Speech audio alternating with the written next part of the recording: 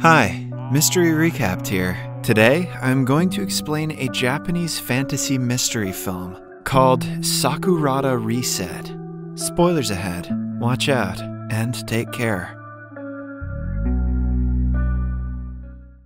The premise of the movie is set in a small town somewhere in Japan called Sakurada. While at first glance it looks like nothing special, the reality is quite different. Half of the residents of the town have some kind of unique ability. Some can talk to animals, some can teleport, while a select few can even see the future. These abilities can only exist inside of the town, because as soon as the residents step out, they forget about their past lives. The protagonist of the movie is a high school boy named Kei Asai. He has one of the rarest abilities to remember everything he has ever seen. Kei is friends with a girl from his class named Haruki. She has the power to reset time back 3 days. Kei and Haruki frequently work together to use their powers for good and help people. On the morning of September 17th, Kei is on his way to school. A kind girl named Minami wishes him a good morning and cycles away. Seconds later, she gets hit by a van and is on the verge of death. Haruki sees this and asks Kei when the last reset was. When he gives her the green light, she uses her abilities to go 2 days in the past to September 15th. After using the power, no one other than Kei can remember what happened. Hence, he tells Haruki everything about Minami's accident.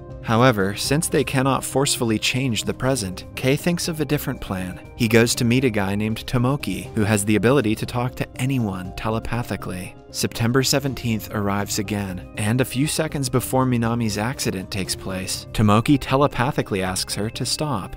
She does so, and is saved, without anyone doing anything significant. Then, Kei and Haruki meet on the roof, happy that they were able to help someone, even though Minami doesn't know it. They save the current time in Haruki's phone, which means they cannot reset past this time in the future, which ensures Minami is safe. To manage the powers and protect the people of Sakurada, an organization called the Administration Club is formed. It holds the records of every person in the town and their abilities, and uses them when necessary for the town's benefit. In the following scene, we are introduced to Eri, a girl who has the ability to steal other people's powers but cannot use it. She used to be one of Kei's classmates and used to treat him like a hero. Long ago, he helped her get rid of her abusive father. However, they grew apart with time, and Eri still holds a grudge against Kei for neglecting her. That day, she meets an employee from the Administration Club who wants to help her to steal an old man's power. When Eri hesitates, the employee asks her if she wants to be better than Kei and manipulates her into doing it. Kei and Haruki work for a lower branch of the Administration Club called the Service Club. The help they provide to people is authorized by this club.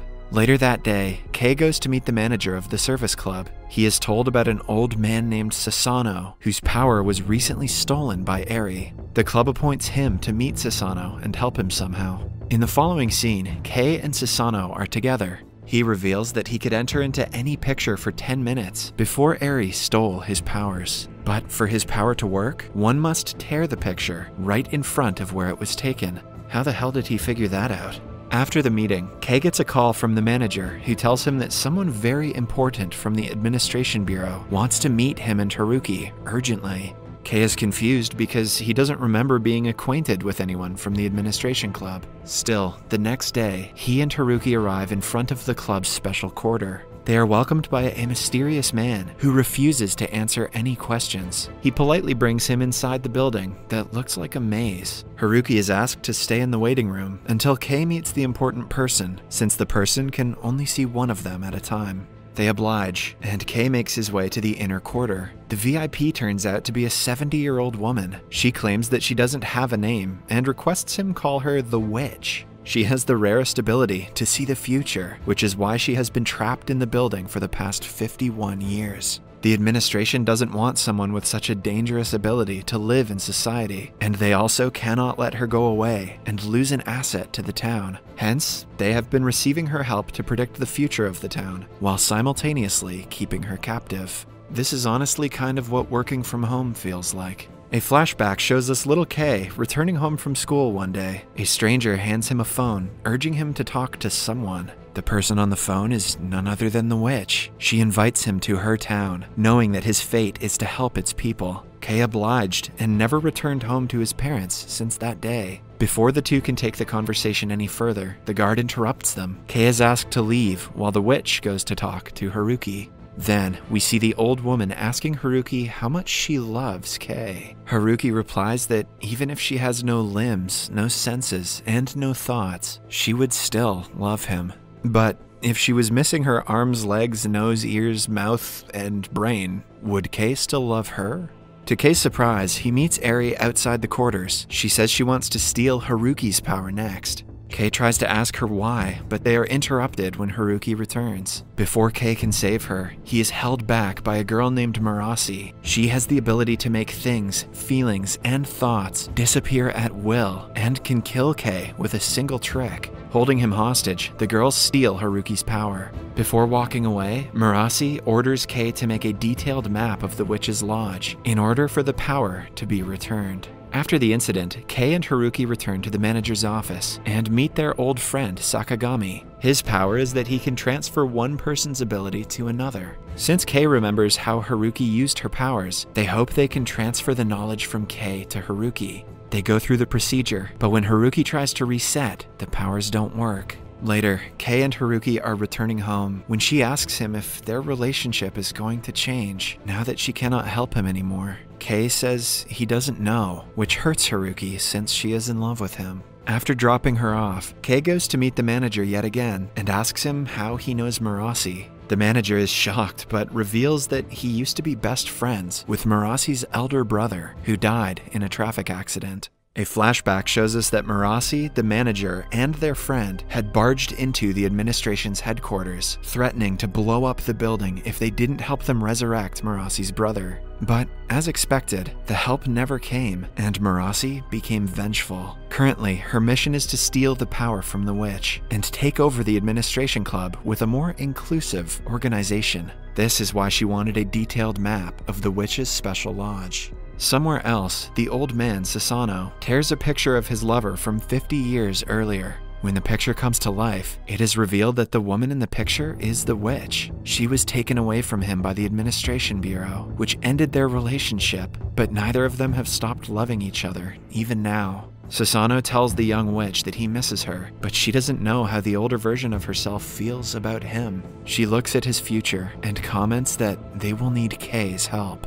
At home, Kei is doing his best to make the map as accurate as possible. Suddenly, he comes to a realization that if Marasi is about to steal the witch's power, the witch must already know it, since she can see the future. Then, he remembers how Marasi and Eri were right outside the lodge when he and Haruki visited the witch. This means they are being lured in or tipped by the witch herself. She plans to use the girls to escape captivity. Upon focusing deeper, Kei also sees that the books arranged on SASANO's shelf are exactly the same as one in the lodge. The next day, Kei goes to meet him and asks him if he is hiding something. SASANO reveals that he was tipped about Kei through one of the pictures of the witch, and that is why he wanted to meet him. In reality, his power was never stolen because he wasn't wearing glasses when Eri tried to steal it. SASANO doesn't know how, but he has a feeling Kei will help him and the witch reunite. He gives Kei a picture of the witch and asks him to meet her. Kei and Haruki go to the beach the picture was taken at and enter it. The young witch sees Kei's future and figures out everything that is going on. She confirms that she manipulated Eri and Marasi against the administration so they can help her escape.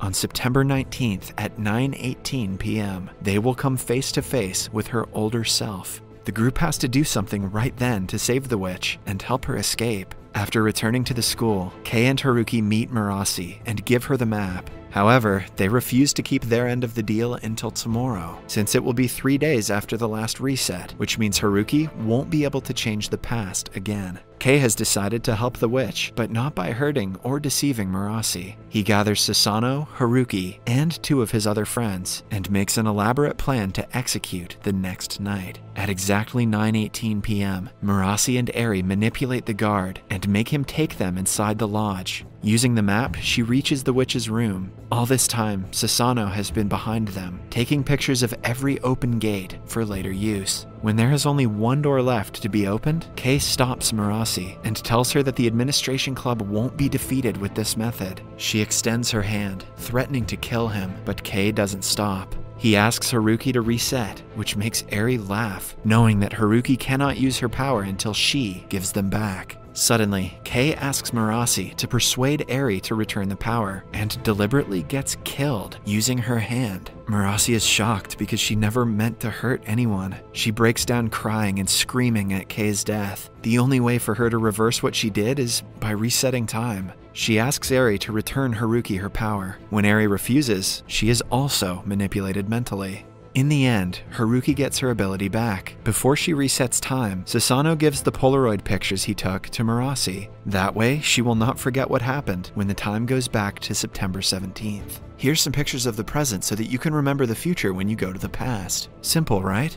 In the following scene, Kei and Haruki are on the rooftop, and the date is September 17th again. Haruki doesn't remember what happened for the past 2 days, so Kei explains everything from their meeting with the witch to her power being stolen. She asks Kei if their relationship will change if she were to actually lose her powers. This time, Kei answers that he would put his life at risk to bring her power back if something like that happened. In the following montage, we see Kei reliving everything he did for the past 2 days. When he goes to meet the witch, he finds Marasi outside with the Polaroid pictures she was given. She regrets what she did and promises to let the two be this time. Inside, Kei secretly puts a bunch of Polaroids inside the witch's pocket without the guards noticing. The pictures are of the open gates of the facility. The next day, she tears them one after another and runs away through the open gates. In the last scene, Kei is by the road when a car stops in front of him. Sasano and the witch are inside, having already reunited with each other. They plan to go outside the city and leave their powers behind. The movie ends as Kei and the witch thank each other. This seems like a happy ending, but it's basically the equivalent of the Avengers noping off of planet Earth. Subscribe for more videos like this, turn on notifications, and leave a like to help the channel out. Thank you for watching.